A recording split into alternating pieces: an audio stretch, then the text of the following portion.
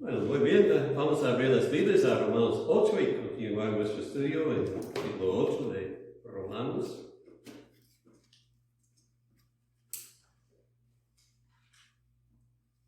Y voy a leer de los versículos 9 hasta 11.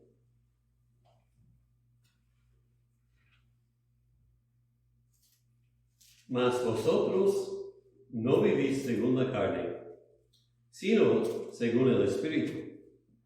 Si es que el Espíritu de Dios mora en vosotros. Y si alguno no tiene el Espíritu de Dios, de Cristo, no es de él. Pero si Cristo está en vosotros, el cuerpo en verdad está muerto a causa del pecado, mas el Espíritu vive a causa de la justicia. Y si el Espíritu de aquel que levantó de los muertos a Jesús mora en vosotros, el que levantó de los muertos a Cristo Jesús vivificará también vuestros cuerpos mortales por su Espíritu que mora en vosotros. Vamos a orar. Padre, preciosa es tu palabra y estamos agradecidos que tú nos has proveído ella para que la estudiemos y para que por ella vivamos y encontramos vida. Pedimos que bendigas la aplicación en estos momentos para que sea eficaz en nuestras almas. En el nombre de Cristo Jesús. Amén. Pues, última vez vimos que Dios divide a los hombres en dos grupos, los que son conforme a la carne y los que son conforme al Espíritu. Y en esos grupos tienen aquí, son describidos como, algunos tienen el pensamiento, la mentalidad de la carne, los otros, la mentalidad, el pensamiento del Espíritu Santo. Un grupo piensa en la carne, las cosas del mundo, obedece a la carne, las cosas del mundo, y así recoja la muerte por lo que siembra. El otro grupo piensa en las cosas de Dios, en las cosas del Espíritu, obedece al Espíritu y así recoja la vida y la paz. Y el énfasis en los versículos que vimos última vez es que el primer grupo no puede agradar a Dios. Su mentalidad es enemistad contra Dios, y rechaza su verdad y rehúsa someterse a su ley. Entonces, la vida donde la mente es dominada por la carne, rechaza el camino de Dios. Y en ninguna forma puede agradar a Dios. Ahora, en nuestros versículos, el apóstol ahora pone el énfasis en la vida dominada por el Espíritu Santo.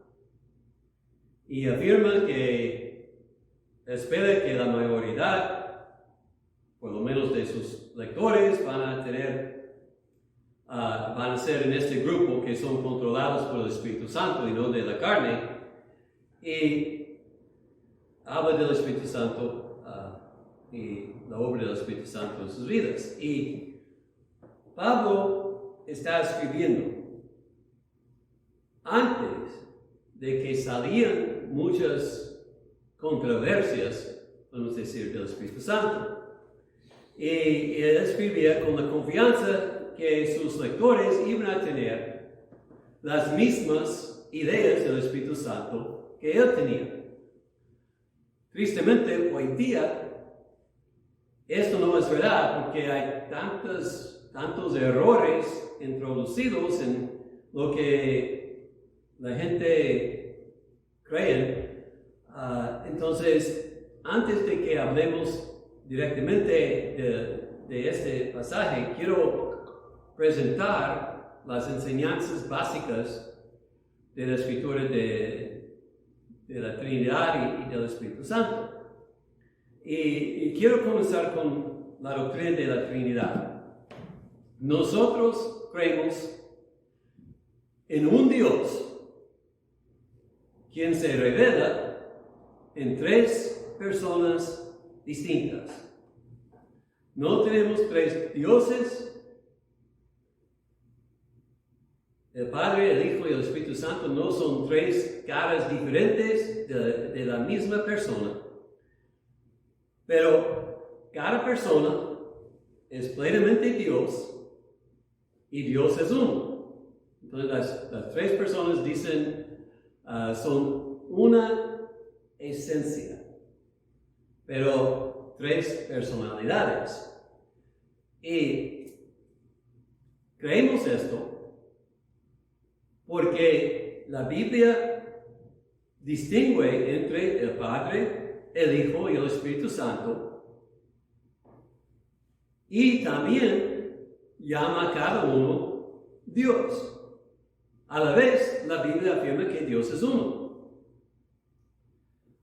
Por ejemplo, en Mateo 28, cuando nos da la gran comisión, dice, bautizándoles en el nombre del Padre, del Hijo y del Espíritu Santo. Y no dice en los nombres, dice en el nombre. Ellos son uno. Y claro que eso es muy confuso. Pero la razón es que Dios es infinito.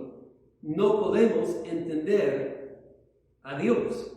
Y no debemos pensar que podemos comprender la totalidad de quién es. Él se ha revelado a sí mismo, a nosotros así, entonces nuestra obligación no es comprenderlo, sino creerlo y adorarlo como se ha revelado a nosotros por su palabra. Y a mi parecer, muchos batallan porque piensan que deben poder describir a Dios en los términos humanos, y Dios es más de esto. Pero para manifestarnos lo que estoy diciendo, déjenme revisar unos pasajes muy breves. Juan 1:1. En el principio era el Verbo, y el Verbo era con Dios, y el Verbo era Dios. Distingue entre el Verbo y el Padre, el Hijo y el Padre, el Verbo y Dios. Y luego versículo 14. Y aquel Verbo fue hecho carne y habitó entre nosotros y vimos su gloria. Gloria como del unigénito del Padre, lleno de gracia y de verdad. Entonces, el Padre y el Hijo son presentados, los dos son Dios, pero a la vez Dios es uno y son distintos. Y luego, Juan 14:26.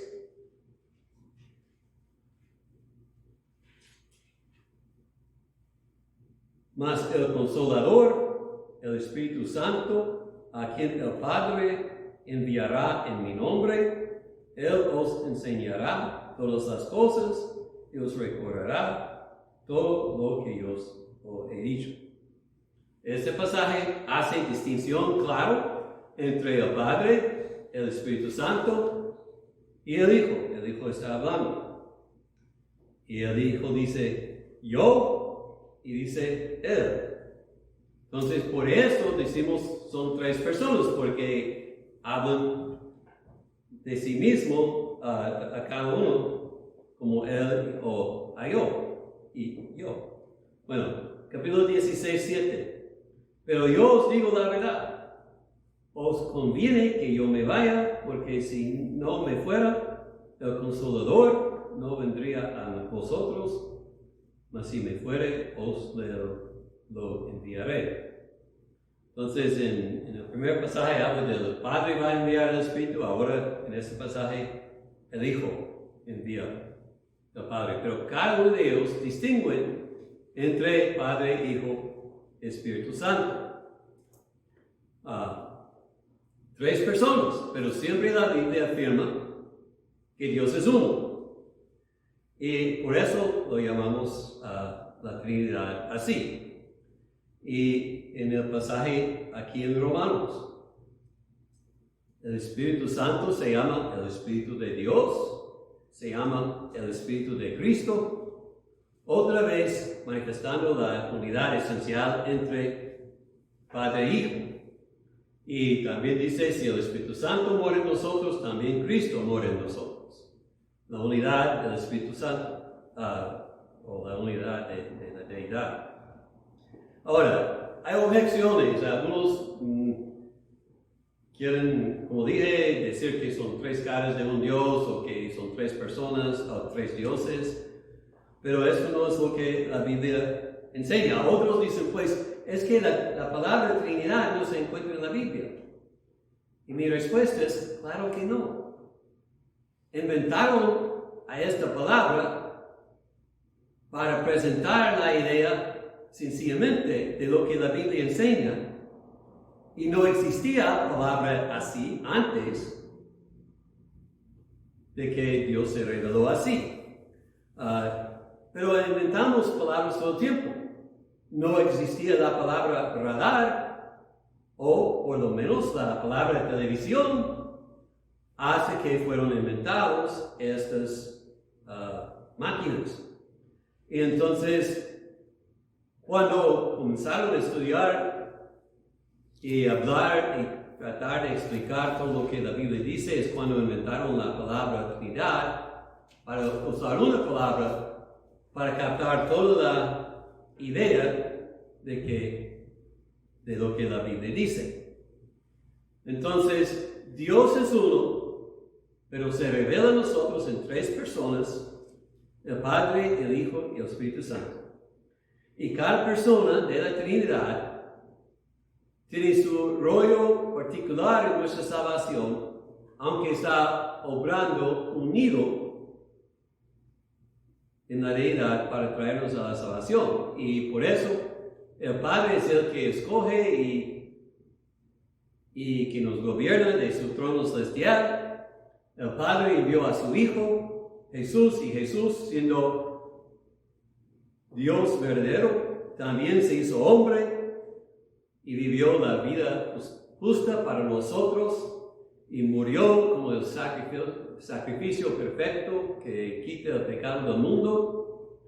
Y así, después de su muerte, levantó de los muertos y ascendió al cielo, donde está esperando la consumación.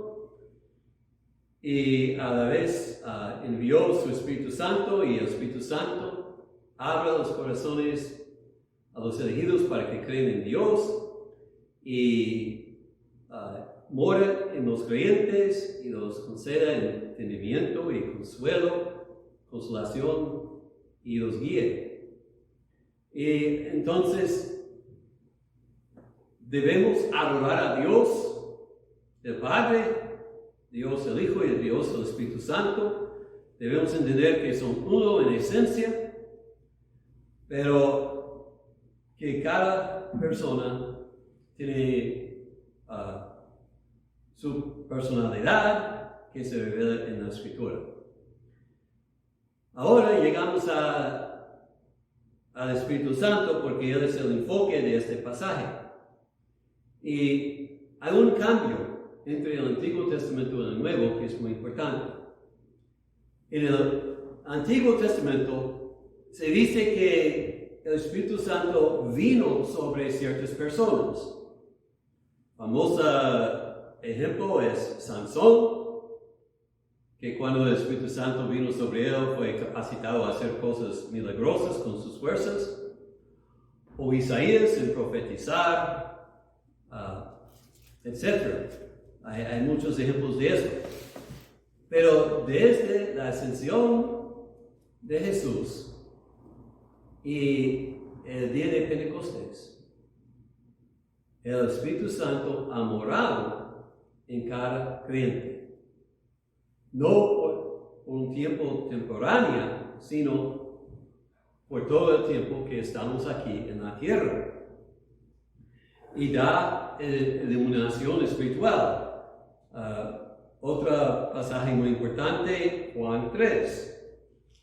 Jesús dice a Nicodemo, el que no naciere de nuevo no puede ver el reino de Dios. El que no naciere de agua y del Espíritu no puede entrar en el reino de Dios. Lo que es nacido de la carne, carne es, y lo que es nacido del Espíritu, Espíritu es.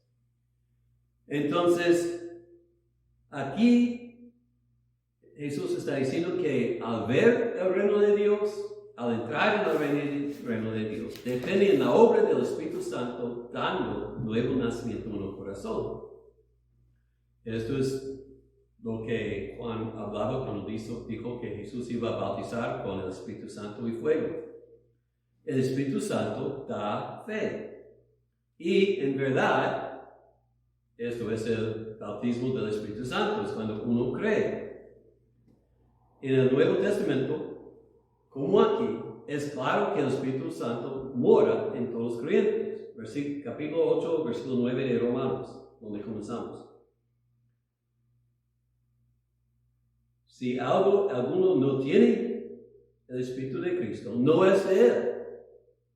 Pero antes dice, si es que el Espíritu de Dios mora en vosotros. Entonces, en versículo 11, va a levantar los cuerpos mortales por su Espíritu que mora en vosotros. Entonces, cuando Pablo está escribiendo a creyentes, tiene ya la presunción de que el Espíritu Santo mora en ellos. O mora en ti el Espíritu Santo o no eres creyente.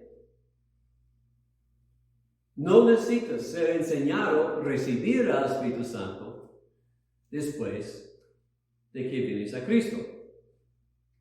No necesitas tener una experiencia excepcional para recibir el Espíritu Santo.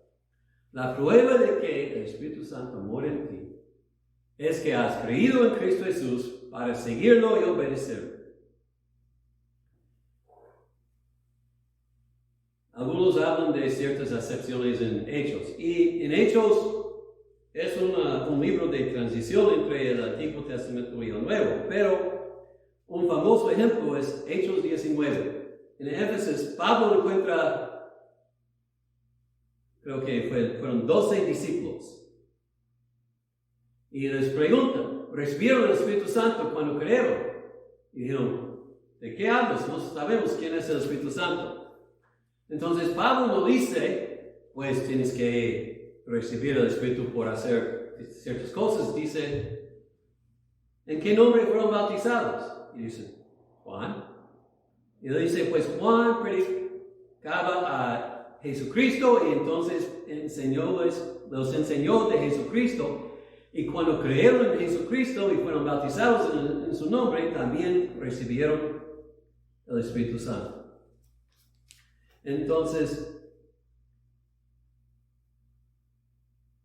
cuando Pablo aprendió que no habían recibido el Espíritu Santo, él no nos dijo, pues tienen que hacer tal y tal y tal. Los predicaba a Jesucristo.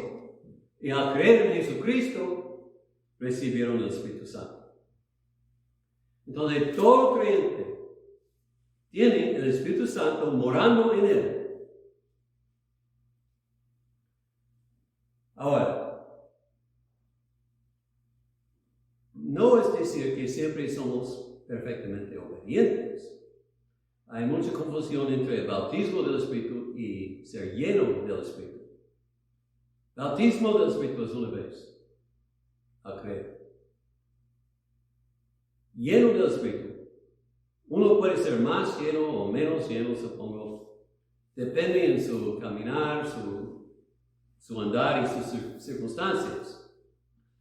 Especialmente en tiempos muy importante o de ciertas personas, la Biblia dice que fueron llenos del Espíritu. Por ejemplo, Esteban, antes de que fue matado. dice cuando él vio el cielo abierto, dice lleno del Espíritu, él vio estas cosas. El Señor iba a permitirlo morir en su nombre y entonces le dio mucho poder en el Espíritu para soportar eso. Pero es la llenura del Espíritu Santo, sí, depende de nuestro caminar. Pero la presencia del Espíritu es en cada creyente, sin excepción. Sí, esto es lo que dice el versículo 9. Si no tienes el Espíritu Santo, no eres de Cristo.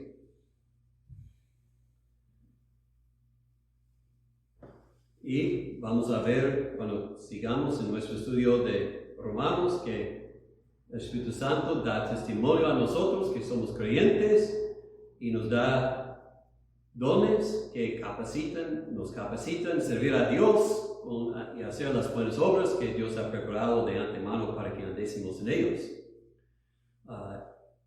Pero más que todo, nos guíe cómo andamos en este mundo de pecado, para que podamos obedecer a Dios y cumplir lo que Él quiere por nosotros en este mundo. ¿Cómo sabemos que el Espíritu mora en nosotros? Una hermana dijo a su pastor: yo sé cuando el Espíritu está moviéndome porque mis manos tienen hormigueo. Y el pastor dice: quizás necesites ver un neurólogo. No es por sentimiento, lo que sentimos, que sabemos la presencia del Espíritu Santo. Tampoco es por hablar en lenguas desconocidas o otra cosa milagrosa así. Es por fe en Jesucristo. Muy sencillamente, otra vez en el libro de Juan, capítulo 15, versículo 26. Cuando venga el Consolador, a quien yo os enviaré del Padre, el Espíritu de verdad, el cual procede del Padre, Él dará testimonio acerca de mí. ¿Cómo sabemos que estamos en el Espíritu, que estamos siguiendo el Espíritu? El enfoque está en Cristo Jesús. Él nos dirige en confiar en Cristo y mirar en la cruz para limpiar nuestra alma. Trae atención a lo que Jesús hizo, no a los dones que recibimos de Él. Y nos dirija en obedecer a Jesús y no la carne. Otra vez en Romanos, aunque pienso hablar de esto el próximo domingo, Romanos 8:13, porque si vivís conforme a la carne, moriréis, mas si por el Espíritu hacéis morir las obras de la carne, viviréis. Entonces, la prueba de la presencia del Espíritu Santo es que estás poniendo a muerte las obras de la carne, estás viviendo, versículo 14, guiados por el Espíritu Santo, haciendo buenas obras, honrando y glorificando a Jesucristo. La fe y la obediencia dirigido a Jesús manifiestan que estamos en Cristo y que estamos llenos del Espíritu Santo. Si decimos que creemos y no obedecemos, nos engañamos a nosotros mismos. Si guardamos reglas, pero no confiamos en lo que Jesús hizo para limpiar nuestras almas, también nos engañamos a nosotros mismos. Mas vosotros, versículo 9, no vivís según la carne, mas según el Espíritu. Sí es que el Espíritu mora en vosotros. Si somos dirigidos a vivir por Dios, por Cristo, entonces es por la presencia del Espíritu Santo.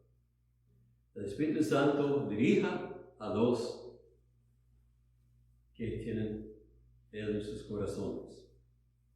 Nada, es verdad. Si Él es el chofer, nosotros siempre queremos agarrar a la rueda del auto y esto causa problemas. Pero Él está dirigiendo. Ahora, al punto de versículos 10 y 11. Pablo ha explicado que Jesús ha cumplido por nosotros toda la justicia y ha llevado sobre Él la maldición de la ley. Por eso no hay condenación para los creyentes. Entonces algunos lectores van a preguntar, ¿por qué morimos? Si no hay condenación, si Cristo ha cargado en sí la maldición de la ley, ¿y cuál es la maldición de la ley? El que come va a morir. El día que comes vas a morir. ¿Por qué todavía morimos? Bueno, en la primera parte del versículo 10, el apóstol reconoce que este cuerpo todavía es pecaminoso y todavía es sujeto a la muerte.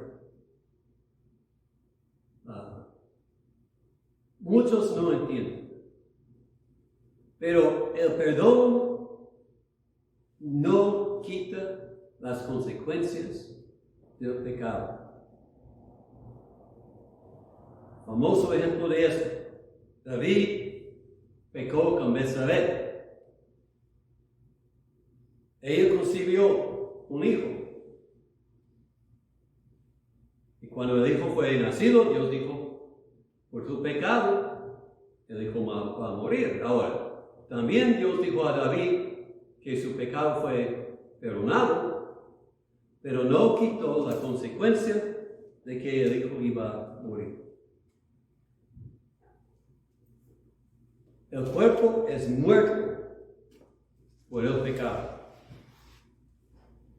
Y si Cristo no viene pronto para transformarnos, nuestros cuerpos van a morir y quedar en el polvo como los demás que han vivido antes de nosotros. Tenemos que pensar que si Cristo no viene, vamos a pasar por las penas de la muerte. Esto es una consecuencia del pecado de Adán y también del pecado nuestro. Pero aunque este cuerpo va a morir, aunque este cuerpo es muerto a causa del pecado, el espíritu vive a causa de la justicia. Y literalmente dice el espíritu es vida, y muchos opinan que debe ser referencia al Espíritu Santo. Y siendo que el Espíritu Santo es vida, es cierto, como nuestra instrucción dice, que nuestros espíritus van a vivir. Por el poder del Espíritu que da vida, nosotros, aunque morimos, vamos a morir otra vez, vamos a vivir, otra vez. Y esto se explica con más claridad en el versículo 11. Estos cuerpos mortales van a ser resucitados. Pablo dice en 1 Corintios, lo mortal tiene que desvestirse para poner el inmortal, etc. Y vamos a vivir con Cristo para siempre. Entonces, si el espíritu de vida muere en ti, la muerte no es final. Sí, tu cuerpo va a dormir en el tiempo, por un tiempo en la tierra. Pero un día va a despertar y vivir con Cristo para la eternidad, tan seguramente que Cristo vive, nosotros también que somos en Él. Llamamos el lugar donde ponemos los cuerpos el cementerio. Este nombre viene, es más o menos igual con la palabra dormitorio. Habla de lugar donde la gente duerme. Y la idea es que la gente que nos precedieron están dormidos ahí hasta el día de la resurrección. Entonces, los que tienen a Cristo como su Salvador, los que son nacidos de nuevo y el Espíritu mora en ellos, tienen vida prometida. Esto es el énfasis aquí. Si el Espíritu de aquel que levantó de los muertos a Jesús mora en vosotros, el que levantó de los muertos a Jesucristo vivificará también vuestros cuerpos mortales por su Espíritu que mora en vosotros. No tenemos nada que temer de la muerte, porque Cristo nos da la victoria, y el Espíritu es el enganche, podemos decir, de que vamos a ser resucitados de la muerte. La pregunta entonces es si el Espíritu de Dios mora en ti. O sea, ha cambiado su corazón para que estás confiando en Cristo y no tus propios esfuerzos para agradar a Dios. Ha cambiado su corazón para que estás buscando a servirlo y seguirlo, haciendo buenas obras de amor y no de obligación. Si amas a Dios, es por el Espíritu Santo. Pero si todavía estás tratando de justificarte por tus propias obras, hacer buenas obras, si estás mirándote como una buena persona, no mirando a Jesús como tu sustituto, si estás obedeciendo solamente porque piensas que es necesario, quizás necesitas ir a Dios y preguntarle, ¿estoy de cierto un creyente o no? Enséñame. Pide al Espíritu Santo que abra tus ojos para ver el reino de Dios y para que cambie tu corazón para que puedas entrar en el reino de Dios. Para que puedas confiar en Cristo y no en ti mismo. Y creyendo busca ser lleno del Espíritu para que puedas llevar mucho fruto para su honra y su gloria. Lea esta palabra, ora, testifica y vive por Cristo. Eso es lo que nos llama a hacer. Vamos a orar. Padre, te damos gracias que cuando levantaste a tu Hijo y Él descendió del cielo, no nos dejó solitos, pero enviaste tu Espíritu morar en el corazón de cada creyente. Que seamos llenos del Espíritu más y más cada día. Para los que todavía andan en tinieblas, abran sus corazones para que vean su necesidad y para que reciban a Cristo como su Salvador, buscando la vida que solamente Él puede dar. Y tu Espíritu obra en sus corazones para que vean y vivan. Muévenos a andar por el Espíritu y no por la carne, para manifestar nuestra fe en Cristo. Pedimos en nombre de Él. Amén.